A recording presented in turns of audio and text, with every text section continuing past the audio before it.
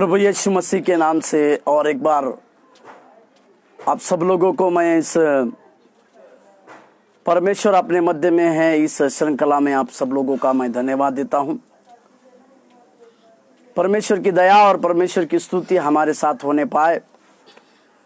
प्रभु अपने लोगों के जीवन में बहुतायत से कार्य करना जानता है और उसकी दया हमें उन सारी बातों को पूरी करने के लिए परमेश्वर कार्य करता है।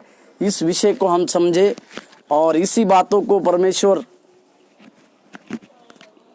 हमारे भी जीवन में पूरी करने पाए।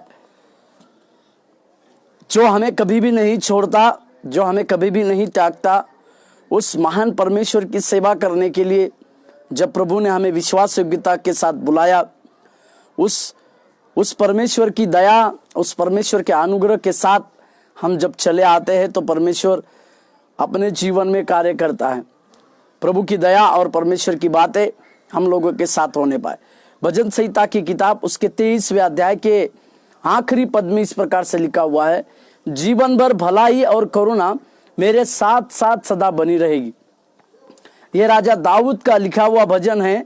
जब वो जंगल में राजा शाऊल के कुछ कामों के लिए भाग गया था, वो उसके लिए ये कहता है कि वो अपने जीवन में इस बात को जान पाया और इसीलिए उसने कहा कि जीवन भर निश्चय भलाई और करुणा।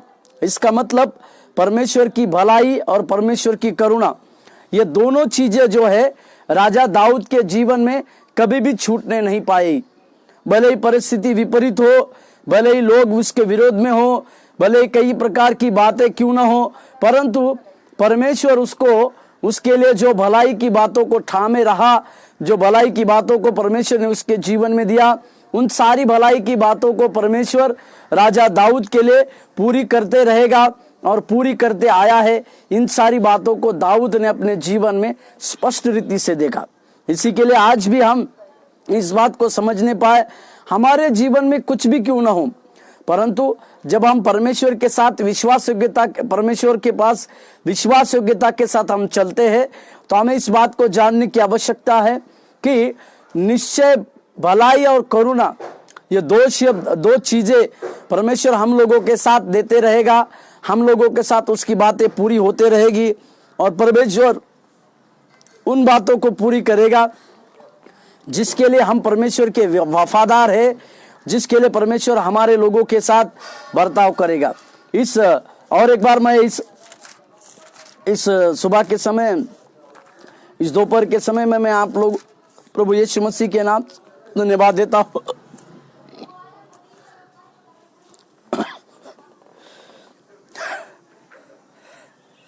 परमेश्वर अपने लोगों के बीच में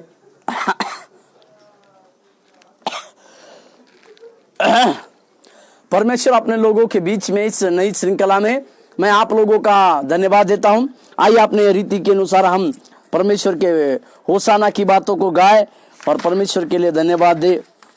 प्रभु हमारे साथ बर्ताव करने पाए।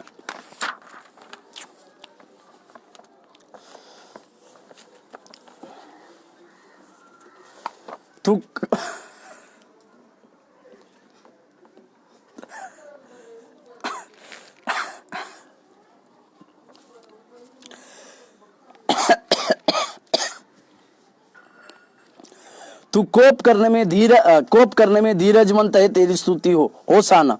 तू संकट के दिनों में मुझे छुड़ाएगा, तेरी स्तुति हो होसाना। तू मुझ पर कृपा करता है, तेरी स्तुति हो होसाना।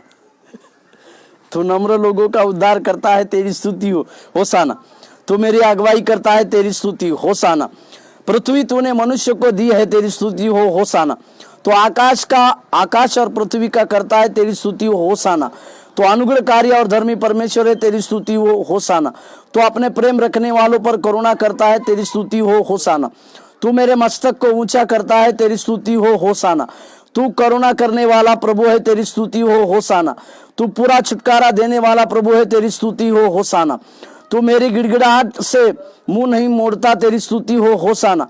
तूने मेरा प्राण अधोलोक में से निकाला है, तेरी स्तुति हो होसाना। तू ध्यान देकर मुझे उत्तर देता है, तेरी स्तुति हो होसाना। तूने मुकदमा लड़कर मेरा प्राण बचाया है, तेरी स्तुति हो होसाना। तू धर्मी को कभी टलने न देगा, तेरी स्तुति हो होसाना। तू करुणामय परमेश्वर है, तेरी स्तुति हो होशाना। तू मेरा दृढ़ गढ़ और मेरा शरण स्थान है, तेरी स्तुति हो होशाना। तू भला और तेरी करुणा सदा की है, तेरी स्तुति हो होशाना। तू शत्रुओं की बुराई उन्हें लौटा देता है, तेरी स्तुति हो होशाना। तूने अपना वचन सदा के लिए ठहराया है, तेरी स्तुति हो होशाना। तू अपना मुंह का प्रकाश चमकाता है, तेरी स्तुति हो होशाना। मैं तेरे वचन की प्रशंसा करूंगा, तेरी स्तुति हो होशाना। मेरे दिन तेरे हाथ में है, तेरी स्तुति हो होशाना। तेरा वचन ताया हुआ है, तेरी स्तुति हो होशाना। तूने मुझे चंगा किया है, तेरी स्तुति हो होशाना। तेरी नम्रता मुझे बढ़ाती है, तेरी स्तुति हो होशाना। तू मेरे पैरों के लिए स्थान चौड़ा करता है, तेरी स्तुति हो होशाना। तेरी दृष्टि मन पर रहती है, तेरी स्तुति हो होशाना। प्रभु के पवित्र नाम की महिमा और प्रशंसा और एक बार होने पाए इस श्रृंखला में मैं आप सभी लोगों का फिर से और एक बार धन्यवाद देता हूं कि परमेश्वर अपने लोगों के बीच में है। इस नई बातों को लगातार हम कई एक बातों को सीख रहे हैं कि परमेश्वर अपने लोगों के बीच में किस प्रकार से रहता है, या परमेश्वर की अपने लोगों के बीच में रहकर उनका प्रेम, परमेश्वर का प्रेम बताना, परमेश्वर का देखभाल करना और परमेश्वर के लिए प्रबंध करना। इन सारी बातों को जब हम देखते हैं तो परमेश्वर की दया और परमेश्वर के अनुग्रह की बातें बहुतायत से हम लोगों के जीवन में होती है। आज हम नए नियम के एक वचन के द्वारा हम ये सीखेंगे कि परमेश्वर अपने लोगों के साथ साथ किस प्रकार से रहा। इस नए नियम के भी बातों को हम सीखेंगे। मेरे साथ खोलिएगा प्रेरितों के काम उसके 18वें अध्याय। प्रेरितों के काम उसके 18वें अध्याय, पहले 9वां पद पढ़ेंगे और फिर 10वां। प्रेरितों के काम उसके 18वें अध्याय, प्रेरितों के काम उसके 18वें अध्याय, पहले हम 9वां पद पढ़ेंगे और फिर कुछ समय के बाद 10वां पद पढ़ेंगे। मेरे साथ खोलिए। 9वां पद इस प्रकार से कहता है, परमेश्वर कुरिन्थियुस की मंडली में आया है, या कुरिन्थ के लोगों के बीच में पौलुस जो है प्रचार करने के लिए उस जगह पे आया है और प्रचार की बातों को कुरिन्थियुस के लोगों के बीच में परमेश्वर पौलुस जो है एथेंस में था, एथेंस को छोड़ के वो कुरिन्थियों में आया और कुरिन्थियों में आके परमेश्वर के वचनों को निडरता के साथ कई लोगों को प्रचार कर रहा है, कई लोगों के जीवन की बातों को बता रहा है और कई एक लोगों के जीवन की बातों को वो कह रहा है।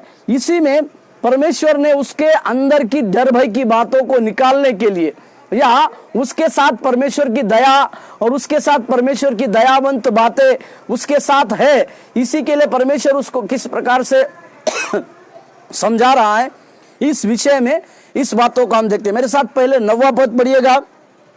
9वां पद इस प्रकार से कहता है, प्रभु ने एक रात दर्शन के द्वारा पौलुस से कहा, मत डर वरन कहे जा और चुप मत रह। 10वां पद भी पढ़ लेते।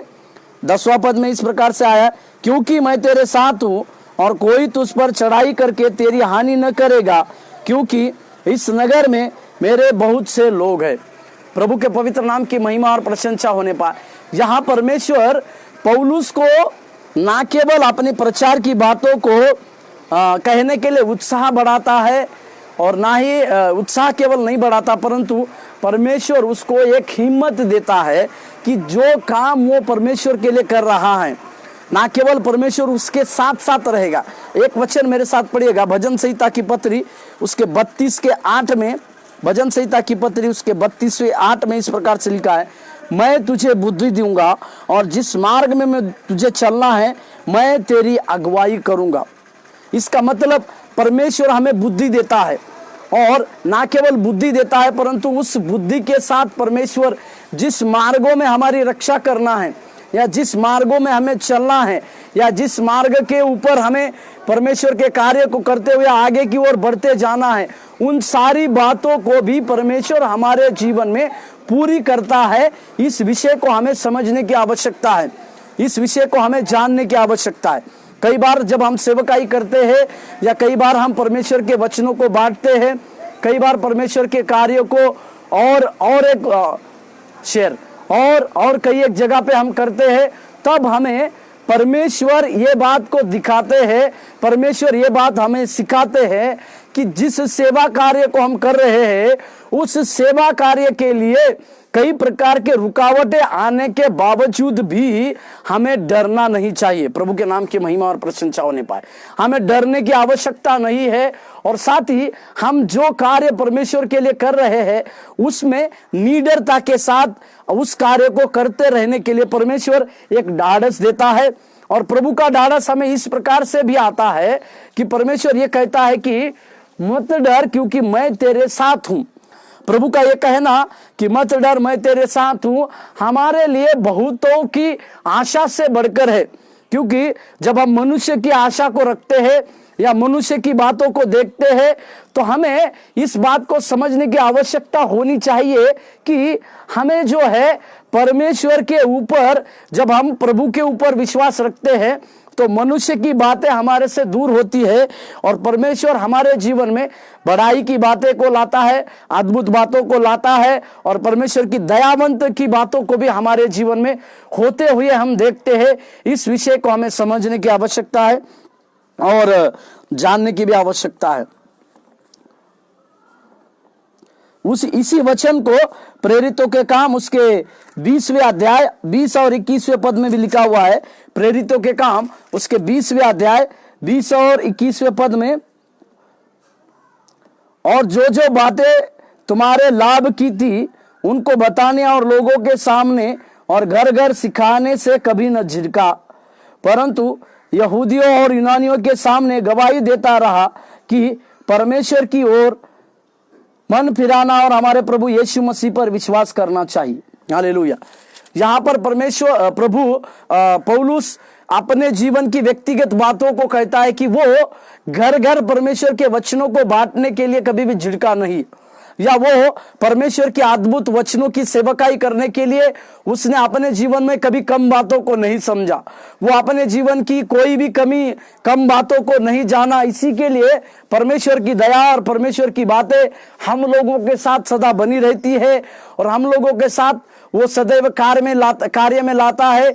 इस विषय को हमें लगातार समझने की आवश्यकता है, इस विषय को लगातार हमारे जीवन में हमें जांचने की भी आवश्यकता है। यहां पर स्पष्ट रीति से पौलुस सुसमाचार के प्रति विरोध, ये बात को समझने की आवश्यकता है।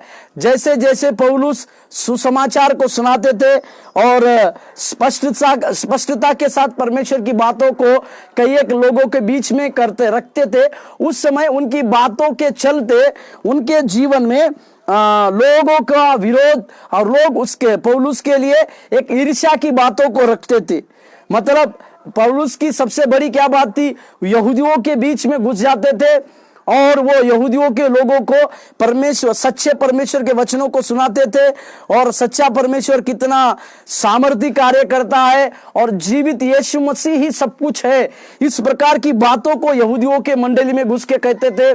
फिर यहूदी लोगों के बीच में जाते थे, फिर रोमी लोगों के बीच में जाते थे, यूनानी भाषा बोलने वाले लोगों के बीच में जाते थे और एक ज़ील के साथ प्रभु यीशु मसीह के जी उठने का प्रचार करते थे। एक उमंग के साथ, एक नए ताकत के साथ परमेश्वर के उस प्रचारों का वो जिक्र करते थे जिसके बारे में परमेश्वर की आत्मा उनको उभारती थी। इसी के लिए उनका विरोध होता था। इसी के लिए ज्यादा से ज्यादा समय इतिहास बताती है कि इसी पौलुस ने ज्यादा से ज्यादा अपना समय उस जेल की काल कोठरी में रखा, उसको जेल में रखा गया ताकि वो जैसे ही बाहर आते थे वे तुरंत अपने प्रचार के द्वारा कई एक लोगों को अपनी ओर खींच लेते थे। इस प्रकार की अद्भुत शक्ति जो है वो प्रेरित पौलुस के पास थी। इसी के लिए लोग उनके अंदर ईर्ष्या की बातों को उत्पन्न होती थी, उनका विरोध बहुत ज्यादा करते थे। इस बातों को भी यहाँ पर देखते, परंतु कई बार पौलुस भयभीत हो रहा था कि वह कुरिन्थ को ना छोड़े या कुछ समय के लिए शांत रहे। जब कभी कभी भयभीत का वातावरण होता है, अभी यहाँ पर पौलुस थोड़ा सा भयभीत हो रहे थे कि उनको कुरिन्थ के शहर को छोड़ना चाहिए या उनके प्रचार की बातों के लिए शांत रहना चाहिए। इस दोनों दुविधा की बातों में पौलुस रहने के समय में प्रभु ने उससे की हुई बातें हैं। और एक वचन मेरे साथ पढ़िएगा, पहला कुरिन्थियों के पत्री 2 अध्याय के 3 पद। पहला कुरिन्थियों के पत्री में इसके विषय में पौलुस ने लिखा है, पहला कुरिन्थियों की पत्री 2 अध्याय और तीसरा वचन में पौलुस ने अपना व्यक्तिगत अनुभव को लिखा।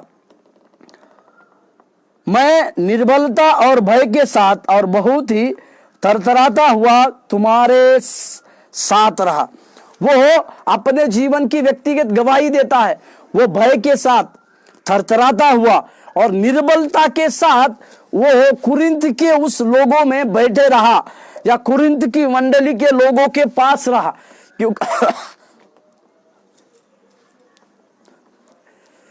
क्योंकि कुरिन्थ के लोगों से उसको डर नहीं था, परंतु जो लोग उसको एक ईर्ष्या के द्वारा देखते थे, जो लोग उसका लगातार विरोध करते थे, ऐसे लोगों को प्रचार करते समय एक अचानक से भयभीत करने वाली बातें पौलुस के जीवन में आई।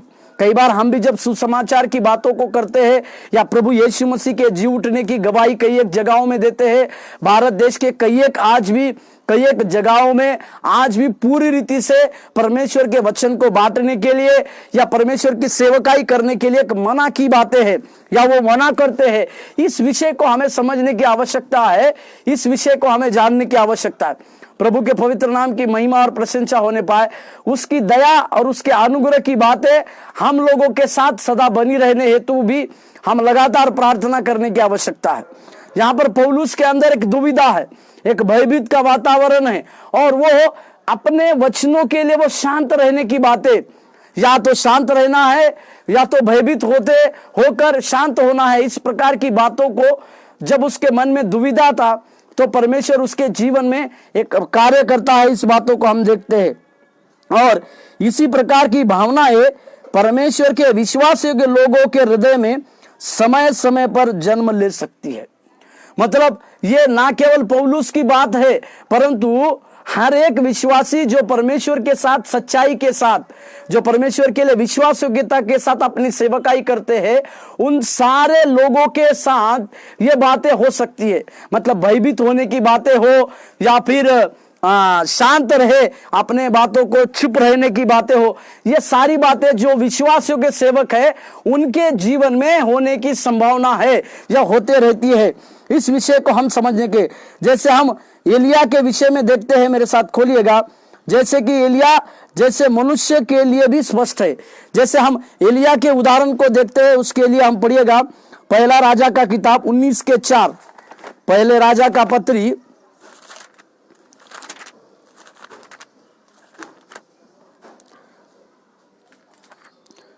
पहले राजा का पत्री 19 अध्याय के 4 पद,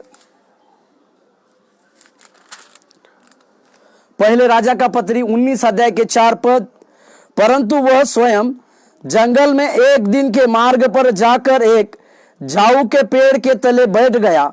वहां उसने यह कहकर अपनी मृत्यु मांगी, हे यहोवा, बस है, अब मेरा प्राण ले ले, क्योंकि मैं अपने पुरखाओं से अच्छा नहीं हूं।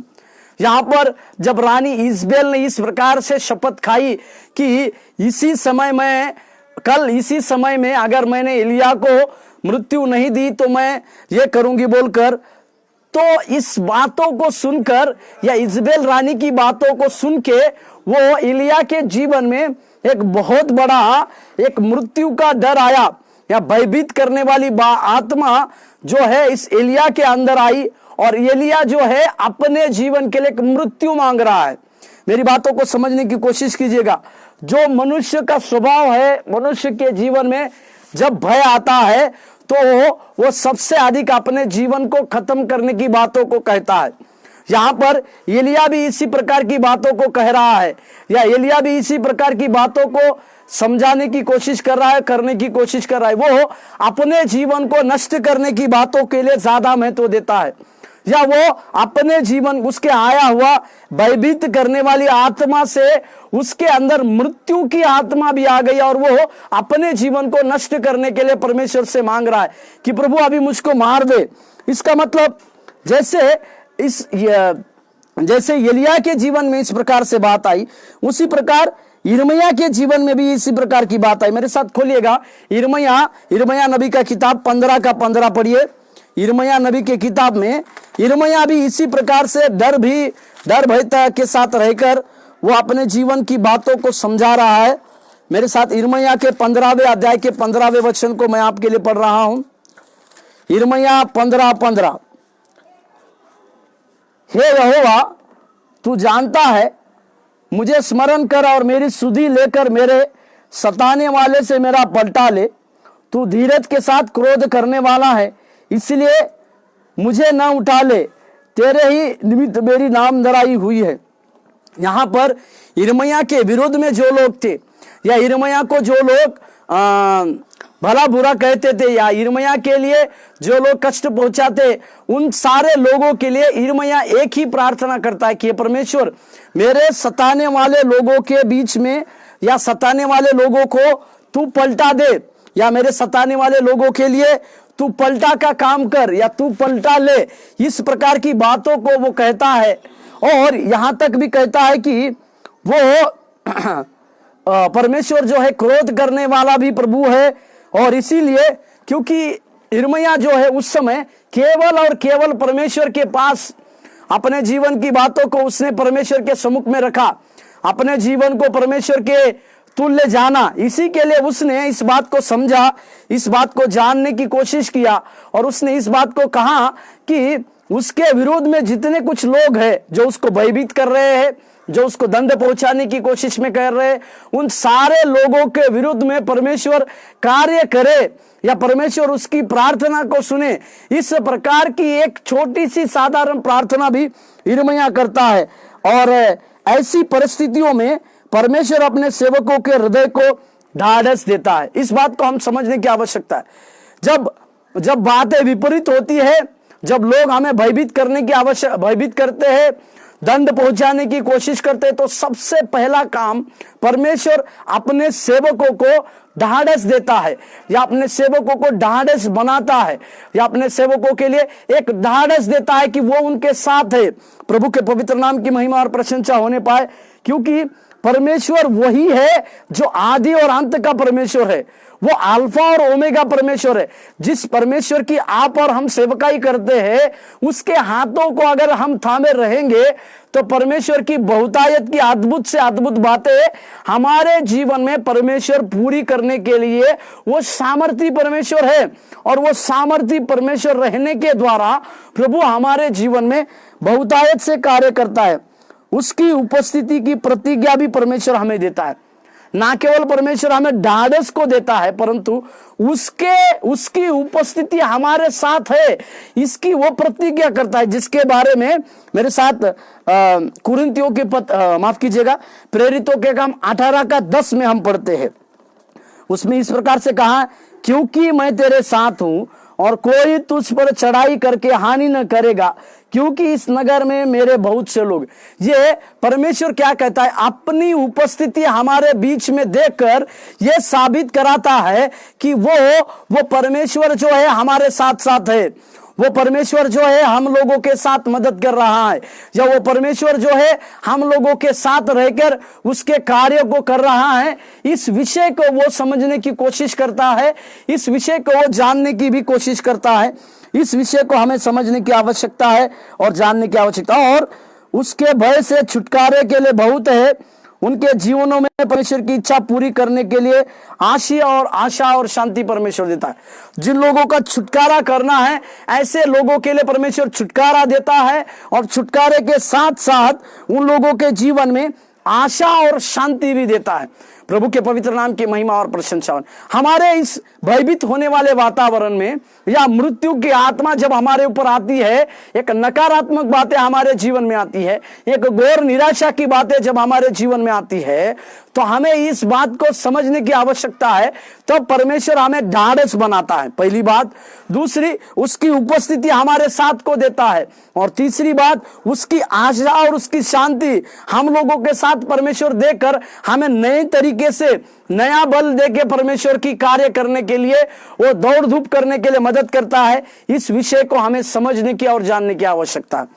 इसी के लिए हम जब परमेश्वर के ऊपर धीरज धरते हैं, हम जब परमेश्वर के ऊपर लगातार विश्वासयोग्यता के साथ कार्य करते हैं, तो हमें परमेश्वर की बातों को समझने की आवश्यकता है, परमेश्वर के कार्य को जानने की आवश्यकता है, और उसके कार्यों के द्वारा ही परमेश्वर हमारे जीवन में बहुतायत की बातों को पूरी करता है, बहुतायत के काम हमारे द्वारा परमेश्वर पूरी करता है। इस विषय को हम समझे और जानने की आवश्यकता है।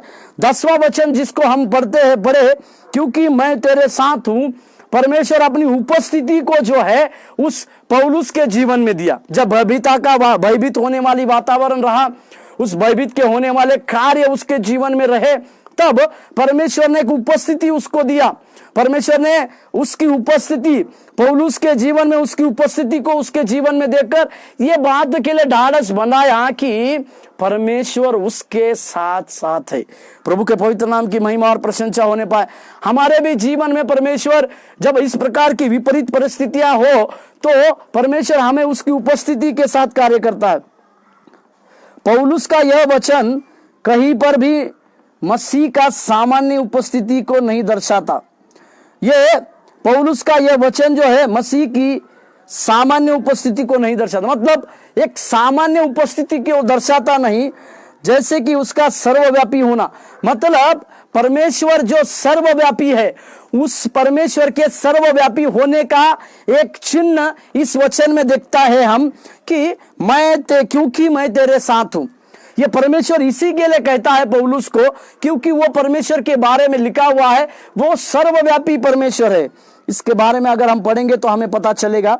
मेरे साथ खोलिएगा उसी के 17 अध्याय उसके 26 से 28 तक, प्रेरितों के काम 17 अध्याय 26 से 28। उसने एक ही मूल्य से मनुष्य की सब जातियां सारी पृथ्वी पर रहने के लिए बनाई है, और उनके ठहराए हुए समय और निवास की सीमाओं को इसलिए बांधा है कि वे परमेश्वर को ढूंढे, कदाचित उसे टटोल कर पाए, तो भी वह हम में से किसी से दूर नहीं, क्योंकि हम उसी में जीवित रहते और चलते फिरते और स्थिर रहते हैं। जैसा तुम्हारे कितने कवियों ने भी कहा, हम तो उसी के वंशज है। यहां पर परमेश्वर पौलुस इस बातों का प्रमाण देता है कि वो परमेश्वर सर्वव्यापी है, वो कहीं पर भी रह सकता है, और कहीं पर भी रहकर वो अपने पवित्र लोगों की रक्षा कर सकता है। कहीं पर भी रहकर परमेश्वर अपने पवित्र लोगों के साथ साथ रहता है, अपने पवित्र लोगों के साथ रहकर उनके साथ वाचा को बना सकता है, उनकी वाचा को पूरी कर सकता है, और उन लोगों के साथ साथ रहता है। इस बातों को हमें समझने की आवश्यकता है। और एक वचन भजन संहिता के 139वें अगर अध्याय को हम पढ़ते हैं, तो वहां पर भी परमेश्वर हमारा उठना, हमारा बैठना, हमारा लेटना, इन सारी बातों को अच्छी रीति से जानने वाला परमेश्वर है। या हम परमेश्वर कहीं पर भी रहे तो भी परमेश्वर हमारे संग संग रहता है कर भजन संहिता का 139 का अध्याय लिखने वाला लेखक इस प्रकार से कहता है। और एक वचन यिर्मयाह नबी की किताब 23 अध्याय को खोलिए। यिर्मयाह नबी की किताब उसके 23वें अध्याय, यिर्मयाह नबी की किताब 23वें अध्याय 23 और 24। यिर्मयाह नबी की किताब 23वें अध्याय 23 और 24वें पद। यहोवा की यह वाणी है, क्या मैं ऐसा परमेश्वर हूं जो दूर नहीं निकट ही रहता हूं। फिर यहोवा की यह वाणी है, क्या कोई ऐसे गुप्त स्थानों में छिप सकता है कि मैं उसे न देख सकूं। क्या स्वर्ग और पृथ्वी दोनों मुझसे परिपूर्ण नहीं है। यहां पर परमेश्वर यिर्मयाह के द्वारा ये बातों की पूर्ति करता है कि वो परमेश्वर स्वर्ग और पृथ्वी का परमेश्वर है, और वो निकट रहने वाला परमेश्वर है, और ऐसा कोई भी गुप्त स्थान नहीं है जो वो परमेश्वर से छुप नहीं सका, या जो वो परमेश्वर से छुपता नहीं। ऐसा कोई भी गुप्त स्थान अभी तक बनाया गया नहीं है। इसी के बारे में परमेश्वर देखता है, इसी के बारे में परमेश्वर जानता है। इस विषय को हमें समझने की और जानकारी लेने की आवश्यकता है। और आमोस का पत्री उसके 90वें अध्याय, आमोस भविष्यवक्ता आमोस भी इसके बारे में कहते हैं।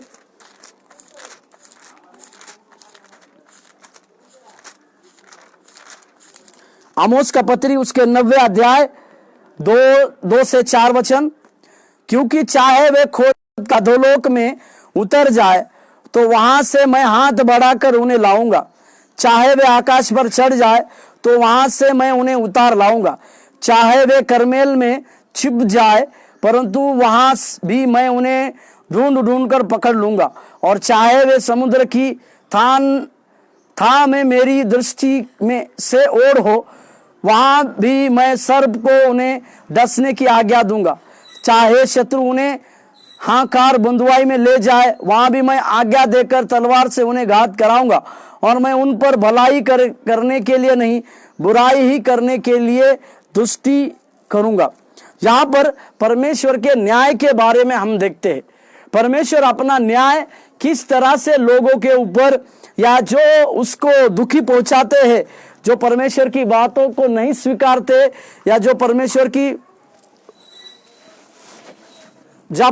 की बातों को सरलता से नहीं स्वीकारते हैं, ऐसे सारे लोगों के जीवन में परमेश्वर एक दंड की बातों को लाता है और उनके जीवन में कई एक प्रकार के दंडों को परमेश्वर देता है। इसके बारे में भी हमें समझने की आवश्यकता है और जानने की भी आवश्यकता है, और साथ ही हमें इसको समझना है और इसके बारे में जानना है कि विश्वास योग्य बच्चों में उसकी विशेष निकटता को दर्शाता है। जो परमेश्वर के लिए विश्वास योग्य बच्चे हैं या परमेश्वर के लिए एक विश्वास योग्य दास है, उनके लिए परमेश्वर एक निकटता को दर्शाता है। उस निकटता को दर्शाने वाला ये वचन हम लोग देख रहे हैं और हम लोग इसी वचन के बारे में अध्ययन को कर रहे हैं। इसी के लिए हमें इसको समझने की आवश्यकता है कि मसीह की निकटता का अर्थ यह है कि व्यक्तिगत रूप से मसीह की निकटता का अर्थ यह है कि अपने व्यक्तिगत रूप से अपनी इच्छा, प्रेम व सहभागिता को देने के लिए है। परमेश्वर की मसीह का व्यक्तिगत हमारे लिए कार्य करना या मसीह की व्यक्तिगत बातें हमारे लिए इस प्रकार से यह है कि हमें परमेश्वर की इच्छा को समझने की आवश्यकता है, परमेश्वर के प्रेम को समझने की आवश्यकता है और उसमें परमेश्वर की सहभागिता में हमें और चलने की आवश्यकता है। इन बातों को हमें समझने की और जानने की आवश्यकता है, क्योंकि परमेश्वर ही है जो हमें ढाढ़स देता है, हमें उस वातावरण से निकालता है, हमारी निराशा की बातों को दूर करता है, हमें आशा और शांति देकर प्रभु उसकी दया के साथ हमारे जीवन में अद्भुत बातों को करता है। इसे हम समझे और इसे हम जाने, पर हमारे जीवन की प्रत्येक परिस्थिति में आशीष, सहायता, रक्षा और अगुवाई करने के लिए परमेश्वर की उपस्थिति काफी है। हमारे जीवन की रक्षा करने के लिए, हमारे जीवन की सहायता करने के लिए या हमारे जीवन की अगुवाई परमेश्वर करने के लिए उसकी उपस्थिति हमें बहुतायत से संभाले रखती है और बहुतायत से परमेश्वर हमारे जीवन में इसी प्रकार से कार्य करता है। इसी वचन के बारे में और हम कल भी मैं तेरे साथ हूं बोलकर पुराने नियम में किस प्रकार से कहा गया है और नए नियम में परमेश्वर इसी अपने वायदे को कैसे अपने लोगों के जीवन में पूरी करता है, इसी विषय को हम और कल भी देखने पाए। आए हम इस समय प्रार्थना करें। वातावरण कुछ भी क्यों ना हो, भयभीत करने वाली वातावरण आज हम देख रहे हैं, दुनिया में एक महामारी से लोगों के अंदर एक भयभीत करने वाली बातें आई है, मृत्यु का डर आया हुआ है, परंतु हमें परमेश्वर के पास से एक अनुग्रह की बातों को समझना है कि परमेश्वर उसकी उपस्थिति देता है, परमेश्वर उसकी शांति हमारे जीवन में देता है, परमेश्वर उसकी आशा हमारे जीवन में देता है और हम लोगों के लिए कार्य करता है। प्रार्थना करें। दयानिधि, हम प्रार्थना करते हैं, तेरी दया और अनुग्रह को स्मरण करते हैं। मैं तेरे साथ हूं, ये बात प्रभु हमारे लिए इस बात का प्रमाण देती है कि परमेश्वर आप सर्वव्यापी है। अब इस सभी जगह पे आप रह के हमारी सहायता करते, आप हमारी रक्षा करते हैं, आप आपकी उपस्थिति को देते हैं प्रभु, हमारे जीवन में अगुवाई को लाते हैं, हमें आशा देते हैं और आपकी शांति हमारे जीवन में देते हैं प्रभु। हम इस प्रकार से चाहते हैं जब हम विश्वास योग्य बनकर तेरी सेवा करते हैं प्रभु, इस प्रकार की कई एक बातें हमारे जीवन में पूरी होने के लिए हम अपने आप को आपके हाथों में समर्पित करते हैं। आप हमें चलाइए, आप हमें अगुवाई कीजिए। धन्यवाद देते प्रभु, तेरी महिमा और आशीष दी यीशु मसीह के नाम से मांगते हैं, आमीन आमीन। प्रभु आपको आशीष देने पाए। धन्यवाद।